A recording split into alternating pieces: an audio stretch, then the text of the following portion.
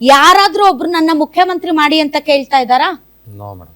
ಕೇಳಿದಾರ open ಆಗಿ? No. ನಮ್ಮನ್ನ ಉಪಮುಖ್ಯಮಂತ್ರಿ ಮಾಡಿ ಅಂತ ಕೇಳಿದ್ದಾರಾ? ಅದಕ್ಕೆ ಈ ಚಲವಾದಿ ನಾರಾಯಣ ಸ್ವಾಮಿ ಯಾರು ವಿಧಾನ ಪರಿಷತ್ ಪ್ರತಿಪಕ್ಷ ನಾಯಕ ಇದಾರಲ್ಲ, ಅವ್ರು ಬಳಸಿರೋ ಪದಗಳನ್ನ ನಾ ಬಳಸಬಾರ್ದು, ಬಟ್ ಅವ್ರದೇ ಪದಗಳು. ನಾಳೆ ನೀವು ನಾನು ಮಾತಾಡಿದೀನಿ ಅಂತ ಹಾಕಂಗಿಲ್ಲ. ಏನು ಅಂತಂದ್ರೆ 70 ವರ್ಷಗಳಿಂದ ದಲಿತರನ್ನ ವೋಟ್ ಬ್ಯಾಂಕ್ ಆಗಿ ಬಳಸಿಕೊಂಡಿದ್ದಾರೆ. ಆದ್ರೆ ಕಾಂಗ್ರೆಸ್ ನಲ್ಲಿ ಇರುವಂತಹ ನಾಯಕರುಗಳು ಸೀಡ್ಲೆಸ್, ಶುಗರ್ಲೆಸ್. ದಲಿತರಿಗೆ ಕಾಂಗ್ರೆಸ್ ಪಕ್ಷ ಬಗಣಿ ಗೂಟ ಹೊಡಿತಾ ಇದೆ. ಅವ್ರು ಬಳಸಿರೋ ಭಾಷೆ ಇದು, ನಾನಲ್ಲ, ನಾನು ಹೇಳಿದ್ದಲ್ಲ.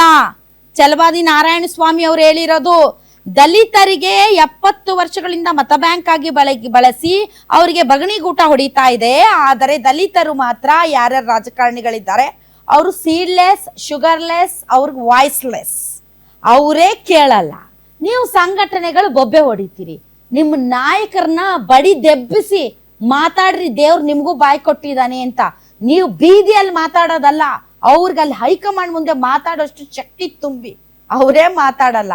ಸತೀಶ್ ಜಾರಕಿಹೊಳಿ ಹೇಳ್ತಾರೆ ನಾನು ಮುಂದೆ ಮುಖ್ಯಮಂತ್ರಿ ಆಗಬೇಕು ಅಂತ. DK ಶಿವಕುಮಾರ್ ಅವ್ರು ನನಗೆ ಮಾತು ಕೊಟ್ಟಿದ್ರಿ ನನಗೆ ಮೊದಲು ಮುಖ್ಯಮಂತ್ರಿ ಮಾಡಿ ಅಂತ. ನಿಮ್ಮ ನಾಯಕರು ಎಲ್ಲೋ ಓಪನ್ ಆಗಿ ಮಾತಾಡಿದ್ದಾರೆ ಹೇಳಿ?